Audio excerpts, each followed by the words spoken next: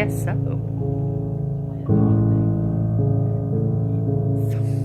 She's so happy.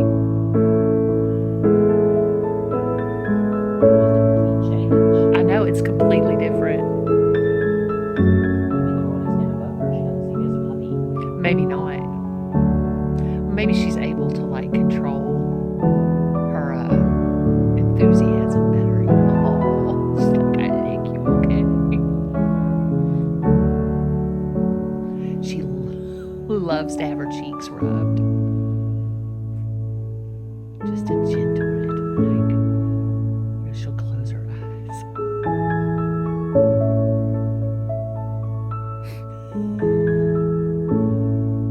Thank you, rub my dimples. Thank you. She's very sweet. She is. She is a sweet girl. She just gets too excited sometimes. Look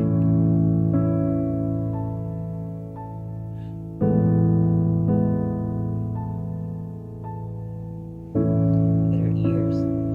No. They're definitely gonna perk up when she's older. I don't know if they will or not. Daddy likes when her ears are fully back, you know? Like fully. It does. Well, and like he likes it, I think, when they flip inside out, you know? Like they do sometimes. She's like, I'm your servant. Look at her, she's so cute.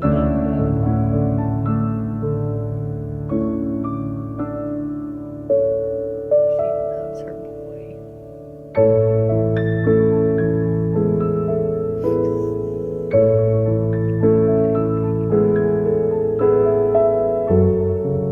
She has a beautiful face. She does. She's a pretty little dog. Look at that.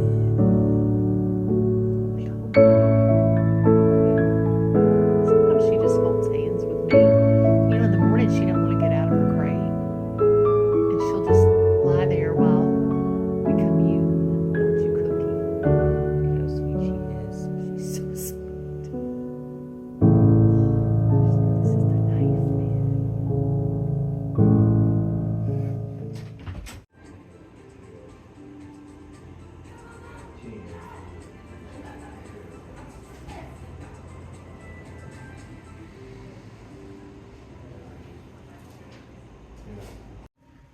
And so, yeah, could you demonstrate her strawberry jam? That is her Vera Bradley diaper bag. And look, there's her strawberries and her strawberry jam that she can get out. We could put back in. I think there's 2 of them in there, maybe. There is. 2 of them. Look, it's strawberries. Yay! Woo! Hey, y'all. Hey, it's your friend Patty with Giddy Things. I am back for days 310 and 311 of our 5-minute in-name only exercise encouragement. How are you? I am doing well. Thank you for asking. Yeah, so it is winter storm here. We didn't get as much as the maximum amount, but we did get enough. You will have already seen from the clips that I added that actually the disembodied voice went out and made for us. That yeah, it's a winter wonderland out here. It's very pretty. We've had a couple of drops in our electricity, but hopefully that's all those were. But the ice is on. It's like, I'm not really sure how much snow, but on top of the snow, there's about, I don't know, did he say a 1/4 inch? I can't remember, but it's ice. It's ice. And it's so interesting because when he's walking out there, the disembodied voice that is, when the cows are walking, our next door neighbor cows, you can hear that boom of them getting through the ice and through the snow, and it makes a noise, right? So he said, the disembodied voice said he felt like a Tyrannosaurus Rex out there because he's like, I'm like a dinosaur because boom, boom, boom while you're walking. But anyway, it's very pretty. I'm hoping everyone who needs shelter has it. That's something that's uppermost on our mind. And it kind of brings me into a somber topic that is on everybody's mind, I think, in our country and then also in other countries. And that's the recent violence perpetrated on American citizens by the the agents who are working on behalf of, I guess, the Oval Office, the federal government, seems very confusing what their motivation is and where their authority, if that's what it is, comes from. I mean, to me, it's just thuggish behavior. Yeah. And I mean, that's something that's neither left nor right. It has absolutely nothing to do with politics at this point, except that there is one faction of the political agenda, and it is an agenda that is empowering this whole thing. And I think one of the reasons it's so chaotic is that people in our country have a hard time believing it's happening, right? That's like, oh my gosh, surely not. You know, it's the way a lot of people felt during the civil rights movement when they saw fire hoses and more, I don't know what to say with that, more serious and life threatening forces being turned against the people who were protesting peacefully on behalf of civil rights, right? And peaceful protest is the key here. No one is endangering anyone else. And then all of a sudden, these gallivanting, I'm going to use the word again, thugs, come in and create something that didn't exist already that becomes life threatening for the citizens in the area. And Alex and Nicole, both of the people, God rest their souls, who have been the victims of murder. I don't use that word very much because it makes me nervous. I don't like it. It doesn't appeal to my OCD in any way, but that's exactly what this is. And if I don't call it what it is, who am I? If I don't stand for the sanctity of human life, who am I? I recently actually did a little posting on another venue where I talked about this very thing, about how this isn't about left or right or conservative or liberal.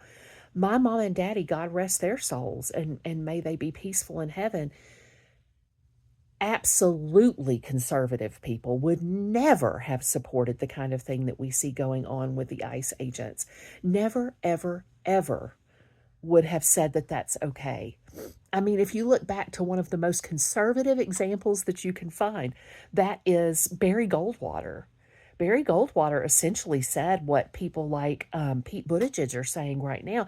And he is, of course, Pete Buttigieg's opposite Barry Goldwater in so many ways. But, you know, I mean, without even taking a side, even though everybody knows I like Mayor Pete, without even taking a side, I mean, honestly, it's the same kind of thing we've heard in the past from people who are libertarian.